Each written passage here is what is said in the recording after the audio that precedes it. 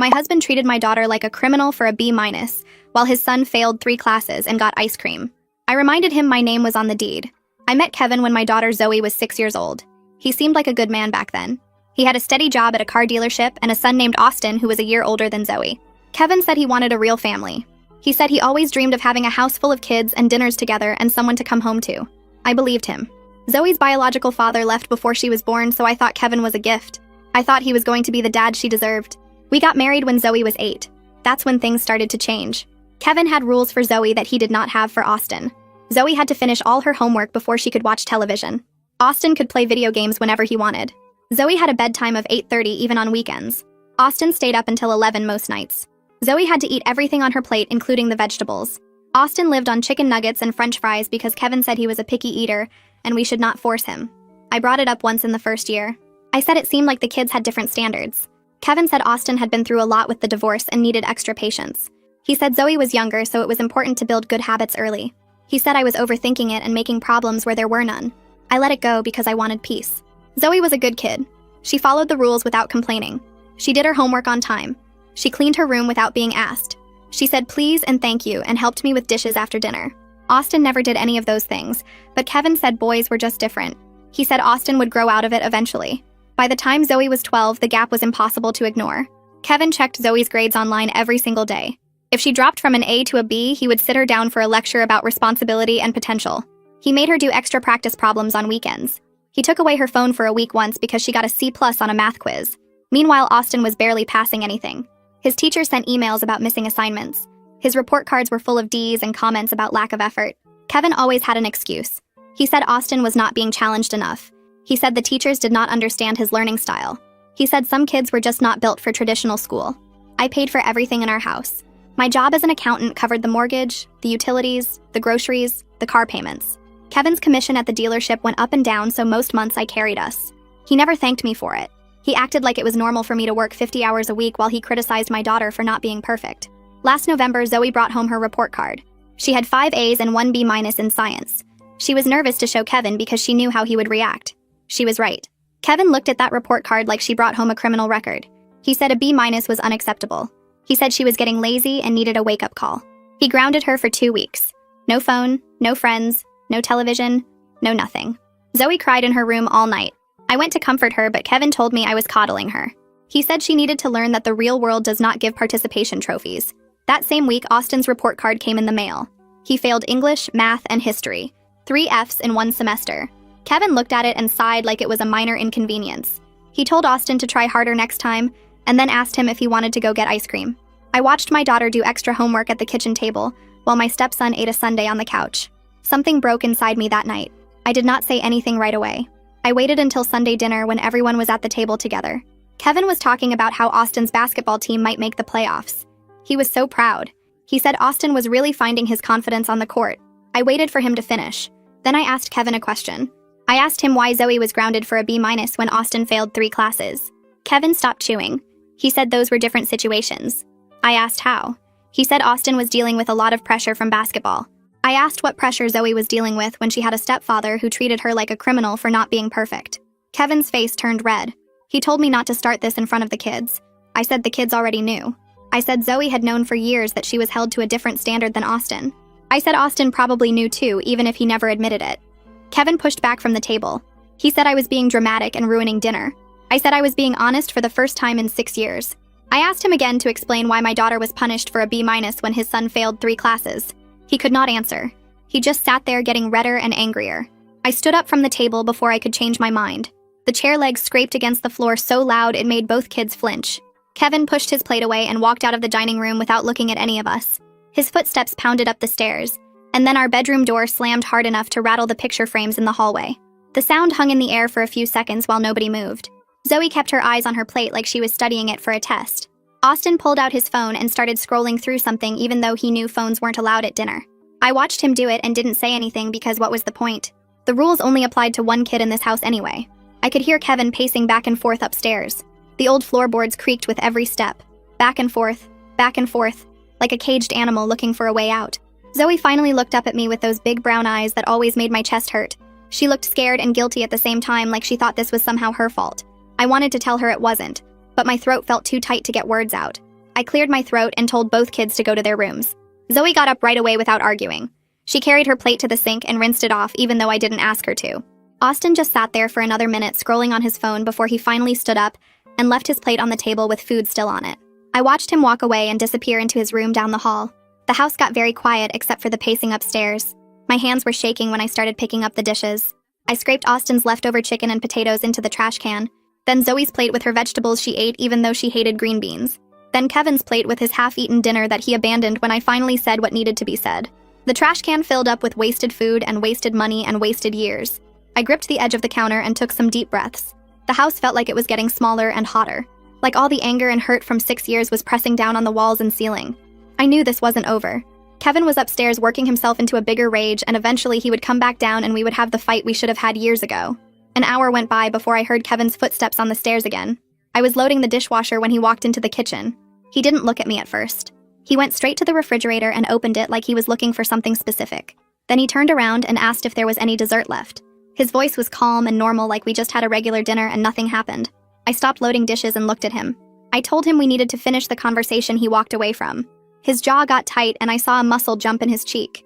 He said there was nothing to finish and I was making a big deal out of nothing. I asked him if treating our kids differently was nothing. He slammed the refrigerator door and said I embarrassed him in front of the children. His face was getting red again, just like at the table. I pointed out that he embarrassed himself by not having an answer when I asked him a simple question. He said I attacked him and made him look like a bad father.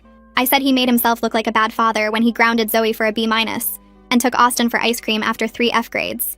We went back and forth for 2 hours. Kevin kept saying Austin needed different support because he had a different learning style.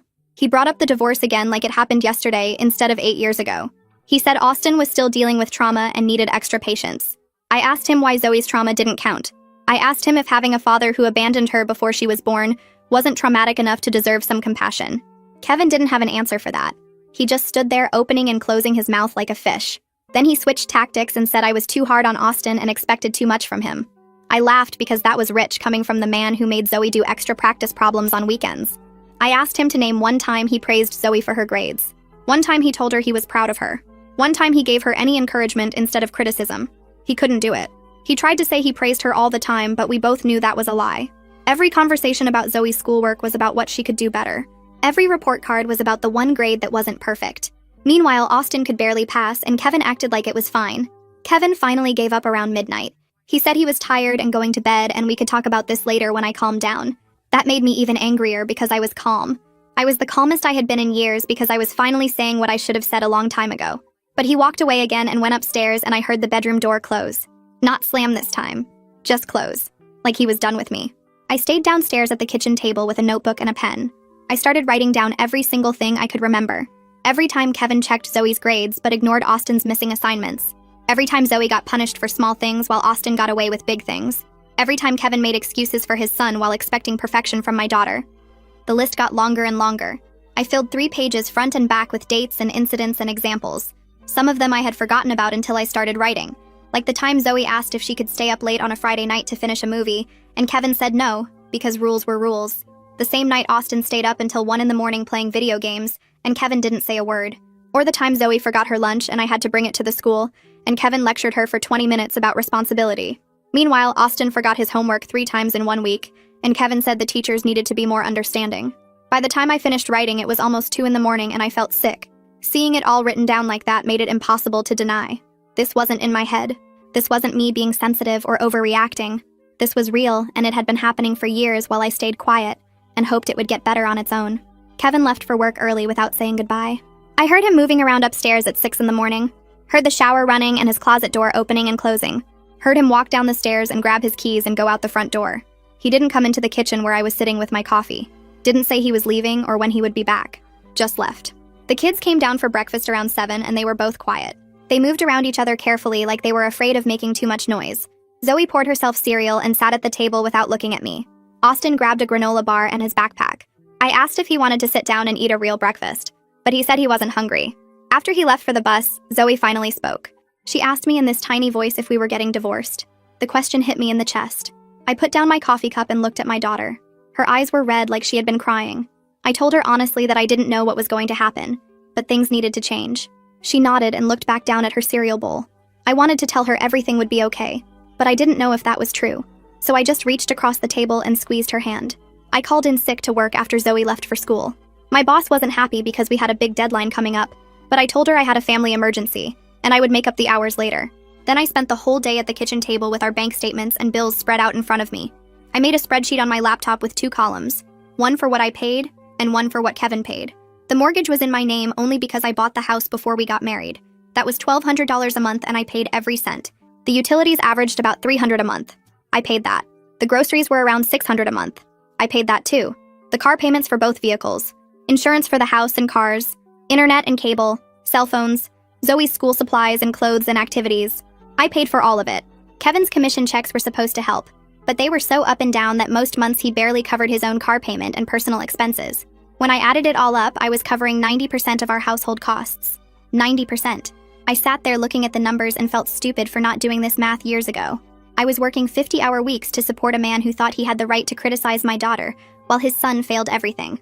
Kevin came home around 6 with flowers, pink roses and plastic wrap from the grocery store. He walked into the kitchen where I was still sitting with my spreadsheets and held them out like they fixed anything. He said maybe we should just forget about the whole thing and start fresh, like the past 6 years could be erased with cheap flowers and a smile. I looked at those roses, and then at him. I told him I had been keeping track of the unequal treatment for 4 years, and I had the list to prove it. I said fresh starts required actual change, not just apologies and flowers. His smile disappeared.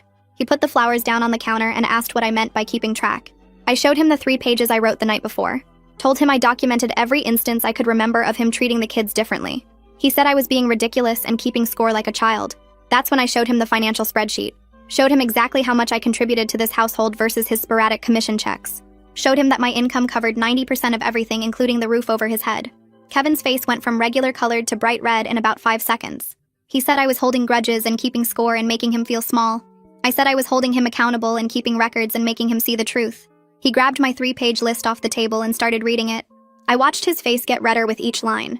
He couldn't dismiss it because I had specific dates. I had examples he couldn't argue with. Like October 15th when he grounded Zoe for getting an 87 on a history test, but didn't say anything when Austin brought home a 62 on his English paper. Or September 23rd when Zoe asked to go to a friend's birthday party, and Kevin said no because she hadn't finished her weekend homework yet. But that same day, Austin went to the mall with friends, even though he had 3 missing assignments. Kevin tried to say I was twisting things and taking them out of context. I asked him what context made it okay to punish one child for a B- while rewarding another child for 3 F grades. He didn't have an answer. He just stood there holding my list with his face getting redder and redder, while the grocery store roses wilted on the counter between us. I threw the flowers in the trash while Kevin watched. He flinched like I slapped him. I told him we needed to talk about what happened at dinner, and he tried to walk away again. I grabbed his arm and said no more running from this conversation. He jerked away from me and his voice got loud. He said I planned the whole thing to embarrass him. He said I waited until the kids were there so he could not defend himself. He said I ambushed him at dinner to make him look bad. I stared at him and felt something cold settle in my chest. I told him I did not plan anything. I told him I sat there watching our daughter grounded for 2 weeks over a B-, while his son ate ice cream after failing 3 classes, and something inside me snapped. I said the only person who made him look bad was himself, when he could not answer a simple question about fairness. Kevin's face went purple. He said I turned the kids against him. He said I poisoned them with my attitude. I asked what attitude that was exactly. He said my controlling attitude. My need to keep score and hold grudges. I pulled out my phone and opened the notes app where I kept my list. I read him the first 5 examples out loud. October 15th when he grounded Zoe for an 87, but said nothing about Austin's 62. September 23rd when Zoe could not go to a birthday party because of homework, but Austin went to the mall with 3 missing assignments.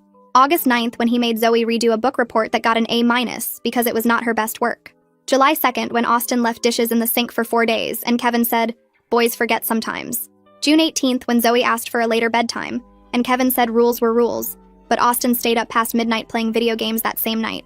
Kevin tried to interrupt, but I kept reading. I had 3 pages of this.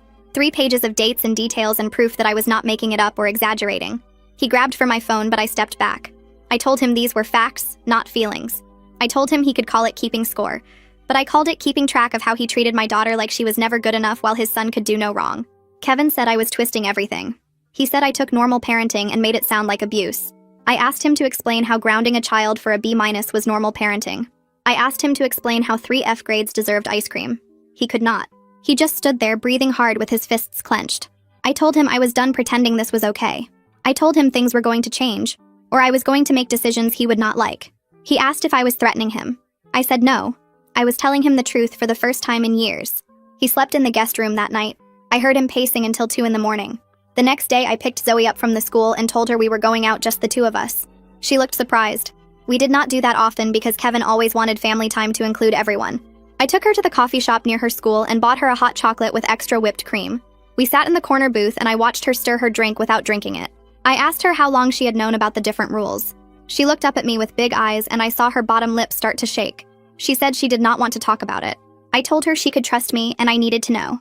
Zoe put her spoon down and her hands were shaking. She said she knew since she was 9 years old. She said she noticed that Austin got to do things she could not do. She said she noticed that when she made mistakes, Kevin got angry. But when Austin made mistakes, Kevin made excuses. Her voice got quieter and quieter until I could barely hear her. She said she thought it was because she was not good enough. She said she thought if she just tried harder and got better grades and followed all the rules, then maybe Kevin would be proud of her too. I felt like someone punched me in the stomach. My 12-year-old daughter had spent 3 years thinking her stepfather's favoritism was her fault. She blamed herself for not being good enough to earn fair treatment. I reached across the table and took her hands. I told her to look at me. I told her none of this was her fault. I told her she was more than good enough and Kevin's behavior had nothing to do with her worth.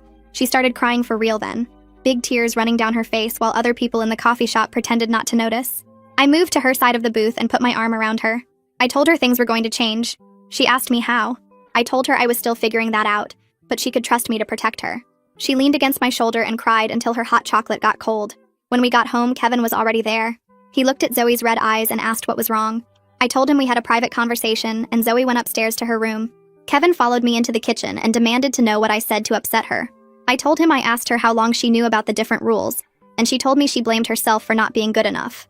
I watched his face change. For just a second, he looked guilty. Then he got defensive again and said I was putting words in her mouth. I said those were her exact words, not mine. I called Zoe's school the next morning and asked to speak to the counselor. The secretary put me through to Tina Barker. I explained that I wanted to discuss my daughter's stress levels and the pressure she had been under at home. Tina said she had time that afternoon if I could come in. I left work early and drove to the middle school. Tina's office was small with posters about feelings and friendship on the walls. She was younger than I expected, maybe early 30s with kind eyes. I sat down and told her everything. I told her about the different rules for Zoe and Austin. I told her about the B- and the grounding and the 3 F grades and the ice cream. I told her about Zoe crying in the coffee shop and saying she thought it was her fault. Tina listened without interrupting. She took notes on a yellow pad. When I finished, she sat back in her chair and nodded slowly. She said she had noticed Zoe seemed anxious. She said Zoe was a perfectionist who got visibly upset over small mistakes. She said Zoe always worried about disappointing people. I asked if that was normal for 12-year-olds. Tina said some kids were naturally anxious, but environmental factors played a big role. She said it sounded like the home environment might be contributing to Zoe's anxiety.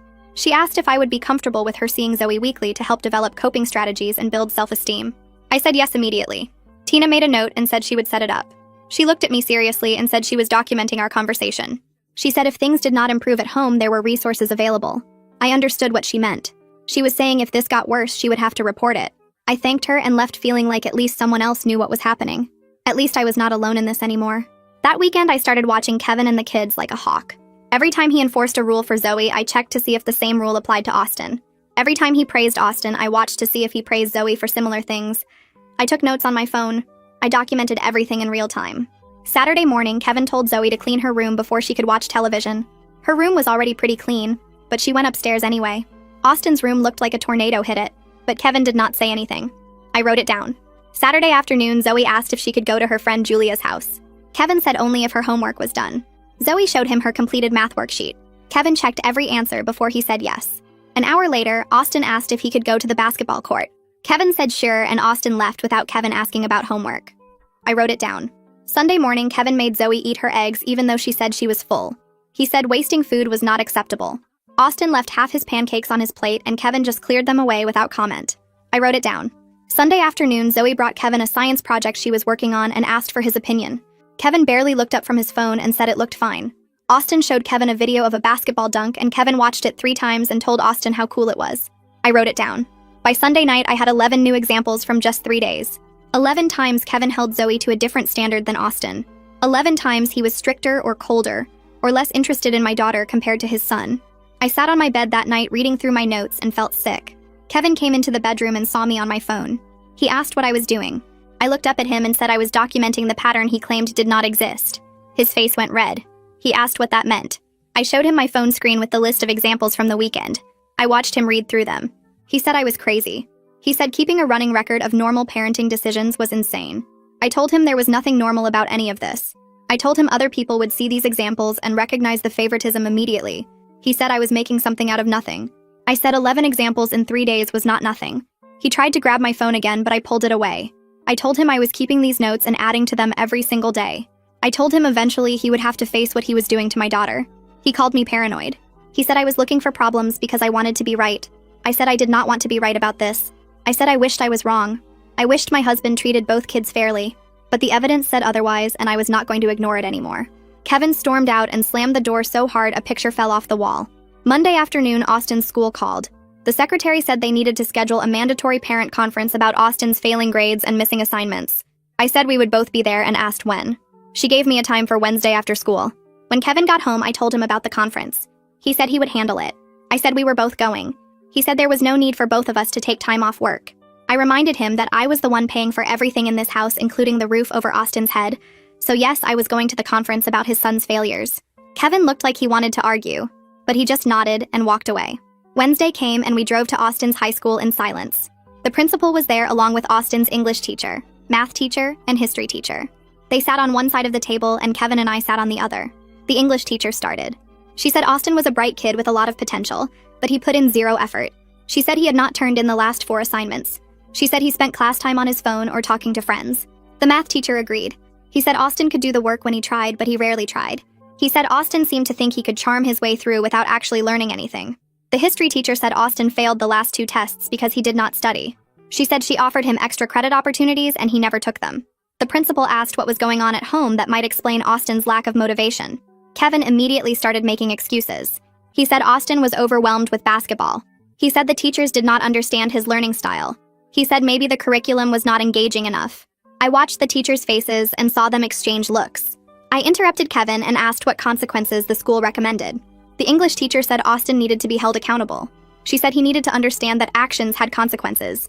The principal said they were putting Austin on academic probation, and if his grades did not improve by the end of the semester, he would not be eligible for basketball. Kevin started to protest, but I thanked them for their time and said we would make sure Austin faced appropriate consequences at home. On the drive home, Kevin was silent for the first 10 minutes. Then he exploded. He said I undermined him in front of Austin's teachers. He said I made him look like he did not care about his son's education. I kept my eyes on the road and my hands steady on the wheel.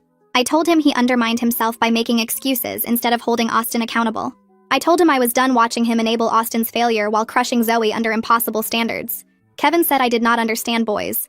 He said Austin needed encouragement, not punishment. I pulled the car over into a parking lot and put it in the park. I turned to look at Kevin directly. I told him that I was done with his excuses. I told him that Austin was failing because Kevin let him fail. I told him that Zoe was anxious and perfectionistic because Kevin made her think anything less than perfect was unacceptable. I told him he was hurting both kids with his different standards, just in different ways.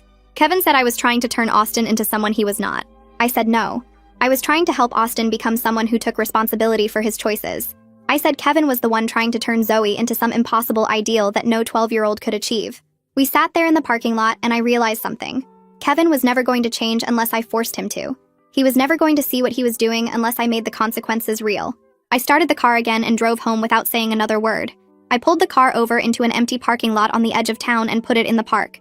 My hands shook on the steering wheel, but my voice came out steady and clear. I told Kevin that my name was the only one on the house deed. I told him my income paid the mortgage and the utilities and the groceries and everything else that kept our family running. I told him if he wanted to continue living in my house, he needed to start treating both kids fairly. Kevin's face went from red to white in about 3 seconds. He stared at me like I had just pulled out a weapon. He said I was threatening him.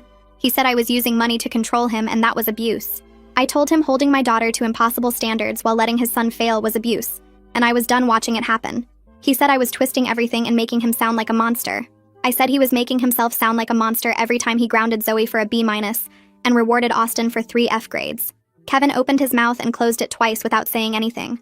Then he told me to take him home because this conversation was over. I drove home in complete silence with my jaw clenched so tight it hurt. Kevin did not speak to me for 2 days straight. He slept in the guest room and left for work before I woke up and came home after dinner was already on the table. He walked past me in the hallway without making eye contact. He answered the kids in one-word responses when they asked him questions. The tension in the house felt like a physical presence sitting in every room. On the second night, Zoe knocked on my bedroom door after she was supposed to be asleep. She stood there in her pajamas with her arms wrapped around herself, looking small and scared. She asked me if the fighting was because of her grades. She asked if I was mad at Kevin because she got a B- in science. Something cracked open in my chest hearing her take responsibility for adult problems that had nothing to do with her. I pulled her into a hug and felt her shoulders shake against me. I told her to come sit on my bed and we needed to talk. I sat next to Zoe and took her hand in mine. I told her very clearly that adult problems were not her responsibility, and the tension between Kevin and me had nothing to do with her B-. I told her I was proud of her work ethic and her grades were excellent. I told her that 5 A grades and 1 B- was something to celebrate, not something to be punished for. I watched her face as I talked and saw some of the tightness around her eyes ease up. Her shoulders dropped down from where they had been hunched up near her ears. She asked me if I was sure she was not in trouble. I told her she was absolutely not in trouble, and I was sorry she had been made to feel like good grades were not good enough. She leaned against my shoulder and we sat like that for a while without talking. When she finally went back to her room, I could see she was standing a little straighter than when she came in. Kevin approached me on the third day while I was making coffee before work. He said he had been thinking and he wanted to propose a compromise. He said we could give both kids the same bedtime, so things were more equal. He said he would start checking Austin's homework more often to make sure he was keeping up. He looked at me like he expected praise for these suggestions. I poured my coffee and took a sip before I answered. I told him that addressed maybe 10% of the problem. I told him a shared bedtime did not fix years of holding Zoe to standards that Austin never had to meet.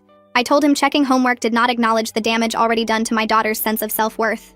Kevin's face got tight and he said he was trying to meet me halfway. I told him halfway would require him to actually understand how far apart we were, and he clearly did not. I told Kevin I wanted us to see a marriage counselor to work through this with professional help. He immediately started shaking his head and saying we did not need strangers in our business. He said we could figure this out ourselves without paying someone to tell us how to parent our kids. I set my coffee cup down hard enough that some sloshed over the side. I told him this was not optional. I told him we were going to counseling or we were going to see divorce lawyers and he could pick which one.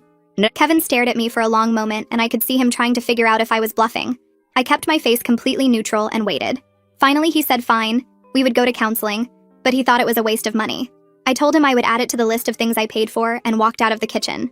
Our first counseling session happened 2 weeks later in an office that smelled like lavender and had too many plants. Kevin spent the first 20 minutes presenting himself as the reasonable parent dealing with a wife who was overreacting to normal family dynamics. He used words like balanced and fair and appropriate expectations. The counselor was a woman in her 50s with gray hair and sharp eyes that did not miss anything. She listened to Kevin talk and took notes on a yellow pad. Then she turned to Kevin and asked him to provide specific examples of how he supported both children equally. Kevin opened his mouth and then closed it. He said he took Austin to basketball games. The counselor asked what he did with Zoe. Kevin said Zoe did not play sports. The counselor asked what activities Zoe enjoyed and what Kevin did with her to support those interests. Kevin stammered something about how Zoe liked reading, and he bought her books sometimes. The counselor asked when the last time was that he spent one-on-one time with Zoe doing something she chose. Kevin could not answer. He looked at me like I had set a trap for him. The counselor made more notes on her yellow pad. The counselor gave us homework before we left. She said we each needed to spend one-on-one time with both kids doing activities they enjoyed. She said Kevin needed to take Zoe somewhere she picked, and I needed to do something special with Austin. She said we would talk about how it went at our next session. Kevin agreed, but I could see the resistance in every line of his body. The next week, Kevin took Austin to a college basketball game and came home talking about how great it was, and how Austin loved it. I asked him when he planned to do his activity with Zoe. He said something came up at work and he had to reschedule. I asked him what came up. He got vague and said it was complicated dealership stuff, and he would take Zoe out next weekend. Next weekend came and he had another excuse about needing to help a customer close a big sale. I wrote it all down in my phone notes to bring up at our next counseling session. 2 weeks after the parent conference, Austin's English teacher sent an email to both of us. She said Austin was still not turning in assignments and had failed the last 2 quizzes. She said his grade had dropped from a D to an F and he was in danger of failing the semester. The math teacher sent a similar email the same day. Kevin read the emails at the kitchen table and immediately started talking about hiring a tutor. He said Austin clearly needed extra help to understand the material. I put my phone down and looked at him directly. I told him Austin did not need a tutor. He needed consequences. I told him we needed to stop rewarding failure with more support Austin would not appreciate. Kevin said I did not understand how hard school was for Austin. I reminded him that Austin's teachers said he was bright but put in 0 effort, not that he struggled with the material. I told Kevin we were implementing a new rule starting immediately. Austin could not play video games or go out with friends until he brought his grades up to at least C level in every class. Kevin started to argue, but I cut him off. I told him this was not a discussion, and if he wanted to stay married to me, he would back me up on this. Kevin pressed his lips together and did not say anything else. I went to talk to Austin in his room and explained the new rule. He looked shocked, like he could not believe I was serious. He said that was not fair, and all his friends would be hanging out without him. I told him he should have thought about that before he stopped doing his homework. He slammed his door after I left, and I heard him texting someone immediately. 3 days later, Austin came to me while I was cooking dinner and told me he had been playing video games at home that afternoon. He said it like he was sharing good news and expected me to be happy for him. I stopped stirring the pasta and turned to look at him. I asked him what he meant because he knew the rule about no video games until his grades improved. Austin looked confused and said Kevin told him he could play for an hour as a break from studying. My hand tightened on the spoon and I felt heat rise up my neck. I thanked Austin for telling me and sent him to set the table. Then I went to find Kevin, who was watching television in the living room. I asked him if he let Austin play video games while I was at work. Kevin did not look away from the screen. He said Austin needed encouragement, not punishment, and an hour of gaming was a reasonable reward for doing some homework. I stood in front of the television, so Kevin had to look at me. I told him he deliberately sabotaged the consequences we agreed on. I told him he went behind my back and undermined the one boundary I set for Austin. Kevin said I was being too harsh and Austin needed positive reinforcement. I reminded him that Zoe got grounded for 2 weeks over a B-, but Austin still faced no real consequences for 3 F grades and months of missing assignments. I asked him how that was fair or reasonable, or anything other than the same double standard we had been fighting about for weeks. Kevin told me I was obsessed with making everything equal when kids were different and needed different approaches. I told him different approaches did not mean no standards at all for one kid and impossible standards for the other. Kevin stood up and said he was done with this conversation. I told him the conversation was not done until he started acting like a parent to both kids instead of just his son. I slept in the guest room that night because I could not stand to be near Kevin. The next morning he left for work before I woke up, and I was grateful for the space. I called my sister Heidi around 9 and asked if she could come over that weekend. She lived 2 hours away, but she said yes immediately because she heard something in my voice. She arrived Saturday afternoon with her daughter, who went to play video games with Austin while Heidi helped me make dinner. The kids ate early and went upstairs, and then Heidi and I opened a bottle of wine at the kitchen table. She looked around at the clean counters and the organized pantry and the framed family photos on the wall. She asked me how I was doing, and I started crying before I could answer. I told her everything. I told her about the different rules and the double standards and the report cards and the ice cream and the Sunday dinner confrontation. I told her about Kevin undermining the consequences for Austin and refusing to acknowledge what he was doing to Zoe. Heidi listened without interrupting and poured us both more wine. When I finished, she asked me a question that made my stomach hurt. She asked why I had tolerated this for so long. I did not have a good answer. I said something about wanting to keep the peace and believing Kevin would change and not wanting to disrupt the kids' lives. Heidi looked at me with so much sadness and said I was a single mom doing just fine before Kevin came along. She said I did not need him, especially if he was hurting my daughter. She reminded me that I paid for everything and owned the house and had a good job and could support Zoe on my own like I did for 6 years before the wedding. She said if I needed space to figure things out, she would let Zoe and me stay with her family for as long as we needed. I thanked her but said I was not ready to leave yet. I said I needed to understand my options first.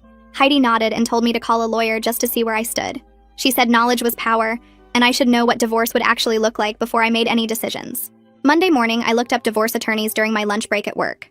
I found a firm called Fisher & Associates that had good reviews and specialized in family law. I called and made a consultation appointment for Wednesday afternoon. I told my boss I had a doctor's appointment and left work early. The law office was in a building downtown with gray carpet and framed degrees on every wall. The receptionist offered me coffee, and I sat in the waiting room trying not to think about what it meant that I was here. A man in his 50s came out and introduced himself as Wayne Fisher. He had kind eyes and a firm handshake, and he led me to his office. I sat in a leather chair across from his desk, and he asked me to tell him about my situation. I explained the whole thing again. The favoritism, the different standards, the financial imbalance, the house in my name. Wayne took notes and asked questions about how long we had been married and whether Kevin had any claim to the house and what my income looked like compared to his. I answered everything as honestly as I could. Wayne leaned back in his chair and told me that since the house was in my name before the marriage and I was the primary earner, I would be in a very strong position if I decided to file. He said Kevin would have limited claim to my assets, and I would likely keep the house and primary custody of Zoe. He called in his partner Hunter, who specialized in custody issues. Hunter was younger and wore glasses, and he explained that at Zoe's age, her preferences would be heavily weighted by a judge. He said if Zoe wanted to stay with me and could articulate why the court would almost certainly honor that. He asked if there was any evidence of the unequal treatment, and I told him about my 3-page list and the notes on my phone. Hunter said that documentation would be very helpful if we needed it. I left the office an hour later with their business card in my purse and a strange feeling in my chest. The idea of divorce had always seemed scary and overwhelming, but Wayne and Hunter made it sound manageable. They made it sound like I had more power than I thought. I drove home and hid the business card in the zippered pocket of my purse where Kevin would not see it. That night at dinner, Kevin was quiet and tense, and the kids barely spoke. I went to bed early and lay awake thinking about everything Wayne and Hunter had said. Thursday morning, I was getting ready for work when Kevin asked to borrow $20 from my purse for gas. I told him my wallet was in there and he could take it. I was in the bathroom putting on makeup when I heard him yell my name from the bedroom. I came out and found him holding the business card from Fisher and Associates. His face was purple and a vein throbbed in his forehead. He asked me what this was and why I had a divorce lawyer's card in my purse. I stayed calm and told him I made a consultation to understand my options. Kevin lost his mind. He started yelling about how I was planning to destroy our family and turn the kids against him and steal everything he had. I let him yell for a minute and then I interrupted. I told him I was not planning to destroy our family. I was planning to protect my daughter. I said if protecting her destroyed our family, then our family was already broken and had been for a long time. Kevin threw the business card on the bed and told me I was crazy and vindictive. I picked up the card and put it back in my purse. I told him he had a choice to make about whether he wanted to actually change his behavior or keep pretending nothing was wrong. I said I was done pretending. Kevin did not speak to me for 3 days after that. He slept in the guest room and left for work early and came home late. The house felt like a minefield where nobody knew what would set off the next explosion. The next week, Zoe brought home a math test with a 92% score.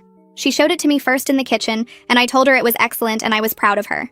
She smiled, but then Kevin walked in from the living room and asked to see the test. Zoe handed it to him, and I watched her shoulders tense. Kevin looked at the test, and instead of congratulating her, he started pointing at the problems she got wrong.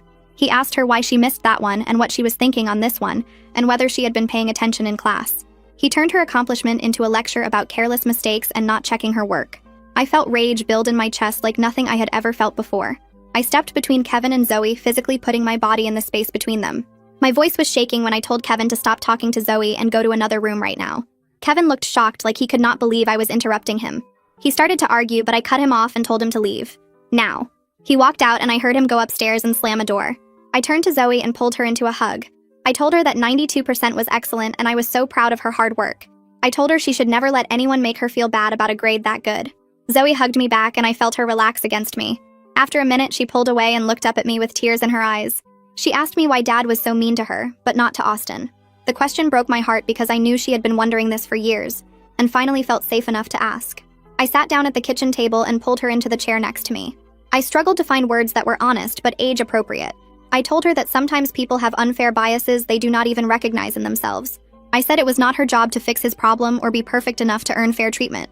I told her she deserved to be treated with respect and kindness no matter what, and the way he spoke to her was not okay. Zoe nodded and wiped her eyes.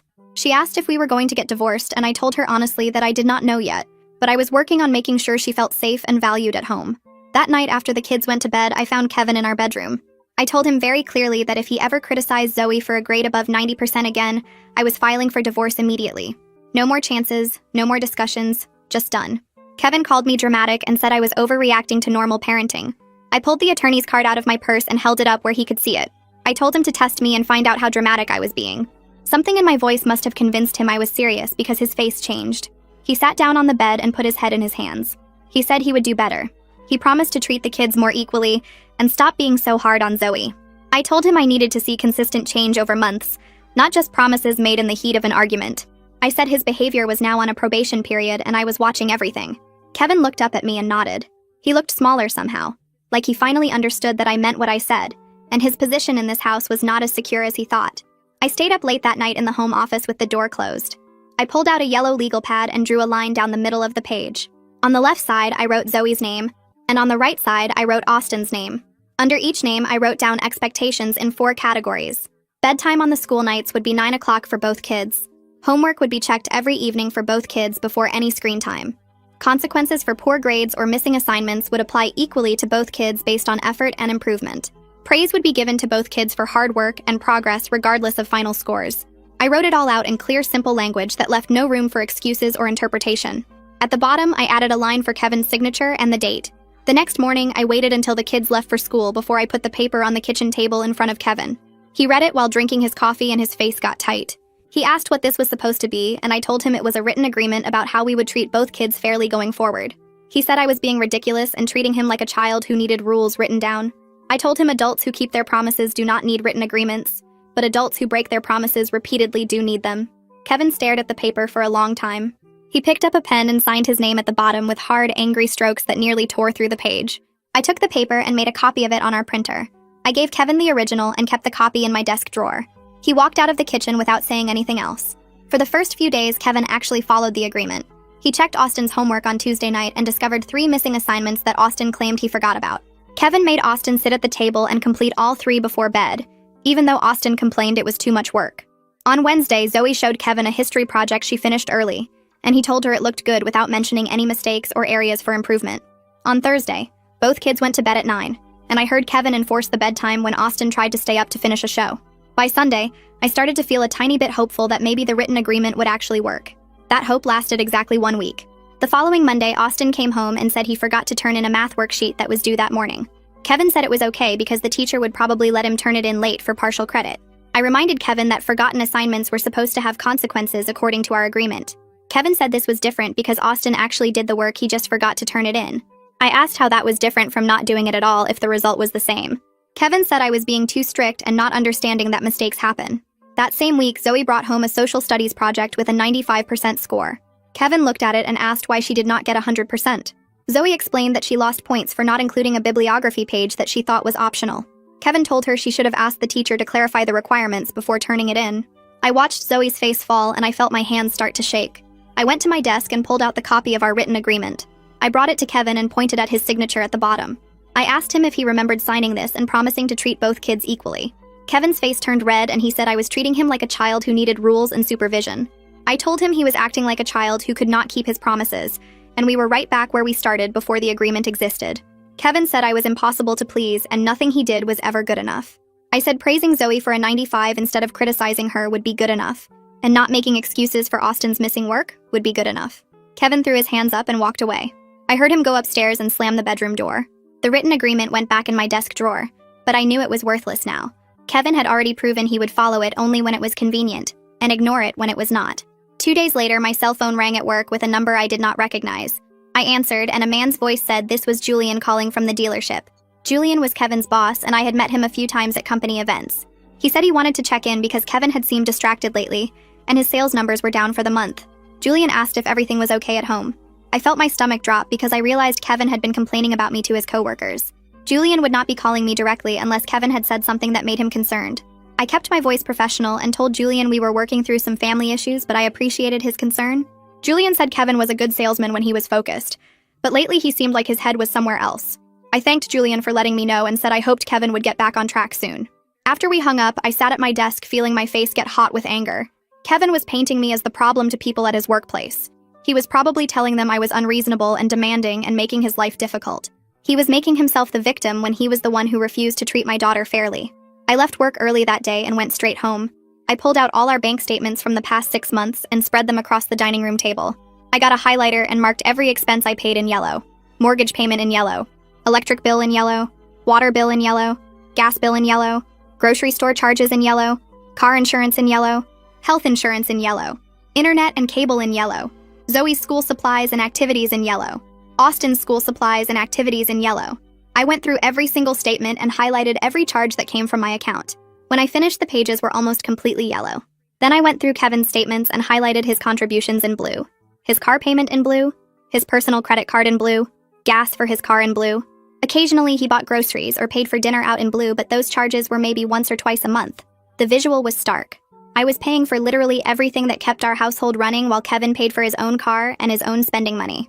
I stacked all the statements in a pile and waited for Kevin to get home. Kevin walked in around 6:30 and I was sitting at the dining room table with the bank statements in front of me.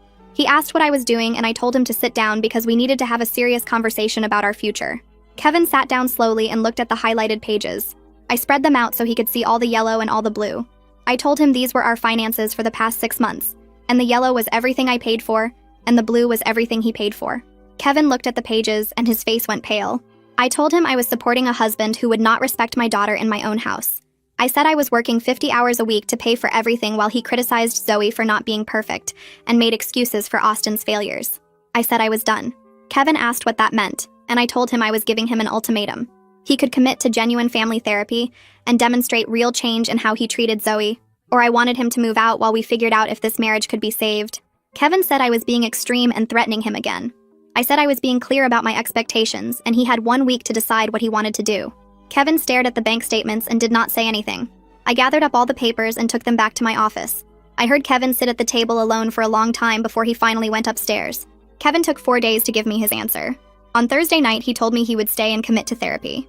He said he wanted to save our marriage and he would work on being better. I told him I would call the therapist tomorrow and schedule our next session. Kevin nodded, but his face looked tight and angry. Over the next few days, Kevin followed all the rules technically, but with no warmth or real effort. He checked Austin's homework but sighed the whole time like it was a huge burden. He said good job to Zoe when she showed him a test score, but his voice was flat and his eyes were cold. He went to bed at a reasonable time and got up with the kids in the morning, but he barely spoke to anyone. He was sullen and withdrawn and clearly resentful of every single thing I had asked him to do. The atmosphere in the house felt heavy and tense. Zoe asked me if Dad was mad at her, and I told her no. Dad was working through some grown-up feelings that had nothing to do with her. Austin stopped trying to talk to Kevin about basketball because Kevin just grunted responses without looking up from his phone. Our next counseling session was scheduled for the following Tuesday. We sat in the therapist's office in the same chairs as before, but this time the silence felt different.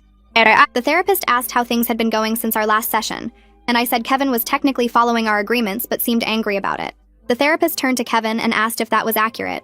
Kevin said yes. The therapist asked Kevin if he actually wanted to save this marriage, or if he was just going through the motions because I threatened him. Kevin sat there for a long moment and I could see his jaw working. Finally, he said he felt controlled and small. He said I was using my financial power to force him to do things my way. He said I was treating him like an employee instead of a partner, and making demands instead of requests. He said he felt like less of a man because I made more money and owned the house, and now I was holding all of that over his head. The therapist listened and then asked Kevin if he thought treating both children fairly was a controlling demand or a reasonable expectation. Kevin did not answer right away. The silence went on and on. Kevin shifted in his seat. He looked at the therapist, and then at me, and then down at his hands. The therapist waited. She did not fill the silence or rescue him. I watched him struggle and felt my stomach twist because part of me wanted him to finally say the truth, and part of me was scared of what would happen if he did. Kevin opened his mouth twice and closed it again. The clock on the wall ticked. Finally, he said it was a reasonable expectation. His voice came out quiet and flat. He said he knew he had been harder on Zoe. The therapist asked him to say more about that. Kevin rubbed his face with both hands and sat forward in his chair. He said he did not know why he did it. He said maybe it was because Zoe was not his biological daughter. He said maybe it was because she was always so capable, and he expected more from her. He said maybe he resented that she made everything look easy while Austin struggled. The words came out slow, like each one hurt. I sat there listening to my husband admit out loud what I had known for years. The therapist nodded and wrote something down. She asked Kevin if he understood that holding Zoe to higher standards because she was capable was still unfair. Kevin said yes. She asked if he understood that punishing Zoe for a B- while rewarding Austin for failing was damaging to both kids. Kevin said yes again. The therapist looked at me and asked how I felt hearing Kevin acknowledge this. I said I felt a tiny bit of hope. I said it was the first time he had admitted the truth instead of making excuses. But I also said I knew that saying it and changing it were two different things. The therapist agreed. She said acknowledging a problem was an important first step, but the real work was changing behavior. She turned back to Kevin and said she was going to give him some specific exercises to help him build his relationship with Zoe. She told him to spend 1 hour this week doing something Zoe enjoyed without Austin or me there. She told him to listen to Zoe talk about her interests without giving advice or criticism. She told him to notice when he felt the urge to correct her or set higher standards and to stop himself. Kevin wrote it all down in a small notebook. His handwriting looked shaky. That Saturday, Kevin took Zoe to the bookstore downtown. She loved reading and spent hours in her room with novels. Kevin had never shown interest in her books before. Zoe looked surprised when he asked her if she wanted to go. She asked if Austin was coming too, and Kevin said no, just the two of them. They were gone for over an hour. When they came back, Zoe was carrying a bag with 3 new books and her face looked different. Lighter somehow. She came into the kitchen where I was making dinner and said Dad was actually nice to her. She said he asked her about what she was reading and did not interrupt or tell her she should read something more educational. She said he bought her the books she wanted even though they were fantasy novels he usually said were a waste of time. She said it was weird, but good. I hugged her and felt something loosen in my chest. Over the next month, Kevin kept trying. It was not perfect and he still slipped into old patterns sometimes, but the trend was positive. He started praising Zoe when she brought home good grades instead of only pointing out what she got wrong. He told her he was proud of her science project. He said good job when she cleaned the kitchen without being asked. He also started holding Austin accountable for his schoolwork. He checked Austin's homework every night and made him redo assignments that were sloppy. He took away video games when Austin did not turn in work. Austin complained that I was mean and strict, and now Dad was being mean too. But his teachers started sending emails that said Austin was turning in more assignments. His grades went from F's and D's to D's and C's. It was not great, but it was progress. Austin's next report card showed a C in English, a D+ in math, and a C- in history. Kevin sat down with Austin and told him he was proud of the improvement. He said if Austin kept working, he could bring those D's up to C's by the end of the year. Austin actually seemed happy about the praise. Zoe's anxiety started going down. I could see it in how she carried herself. Her shoulders were not always up by her ears anymore. She smiled more. Tina, the school counselor, called me to say Zoe seemed lighter and more confident in their sessions. Tina said Zoe told her she felt like she could breathe now. When I heard that, I cried in my car in the school parking lot. One night, about 5 weeks after the ultimatum, Kevin and I had a real conversation instead of an argument. We were sitting in bed and he turned to me and said he needed to tell me something. He said he resented Zoe sometimes because she reminded him that I had a whole life before him. He said it was irrational and unfair, but when he looked at her, he saw proof that I loved someone else first. He said he knew it made no sense because Zoe's father was never in the picture, and Kevin was the only dad she knew, but the feeling was there anyway. He said naming it out loud helped him recognize when those feelings were influencing his behavior. I listened, and then I told him I had been carrying resentment too. I said I resented him for years of watching him hurt my daughter while I stayed silent to keep the peace. I said I resented myself for not protecting her sooner. I said I was angry that it took me threatening divorce to make him see what he was doing. Kevin said he was sorry. I said I was sorry too for not speaking up earlier. We both cried. It was not a magic fix, but it felt like something shifted. 6 weeks after I gave Kevin the ultimatum, we went back to the therapist. She asked how things had been going and we told her about the changes. Kevin talked about taking Zoe to the bookstore and checking Austin's homework. I talked about seeing Zoe relax and Austin's grades improving. The therapist said we had made significant progress, but she warned us that lasting change required ongoing work. She said it was easy to slip back into old patterns when stress was high or when we were tired. She asked Kevin if he was willing to continue therapy. Kevin said yes. He said he wanted to do both marriage counseling and individual sessions to work on his deeper issues. The therapist scheduled our next appointment for 2 weeks out. 3 months passed since that night in the therapist's office. Our house felt different now. Lighter somehow. Kevin still messed up sometimes. Last Tuesday, he started to lecture Zoe about a 94% on her English paper before he caught himself mid-sentence. He stopped talking, took a breath, and told her the grade was great. She looked shocked for a second and then smiled. I watched from the kitchen doorway and felt something loosen in my chest. These moments happened more often now. Kevin would slip into his old patterns, but then he would notice and correct himself. Sometimes I had to point it out. He would get defensive for maybe 30 seconds, and then he would apologize. Real apologies. Not the fake kind where he blamed me for being too sensitive. He started checking Austin's homework every night at the kitchen table. Austin complained about it constantly, but his missing assignments went from 12 to 3 to 0 over the course of 2 months. His teachers stopped sending worried emails. The principal called once to say she noticed improvement and wanted to encourage whatever we were doing at home. Kevin actually seemed proud of that call. He told Austin he was doing good work, and Austin rolled his eyes, but I saw him trying not to smile. Zoe brought home her next report card on a Friday in February. 5 A's and 1 B+ in math. She handed it to Kevin at dinner and I held my breath. Kevin looked at the grades and his face broke into a real smile. He told her this was excellent work and he was proud of her. That was it. No mention of the B+. No lecture about the points she missed. Just genuine praise for what she accomplished. Zoe's whole face lit up like someone turned on a switch inside her. She thanked him quietly, and I saw her hands relax on the table. Later that night, she came to my room and asked if Dad really meant what he said.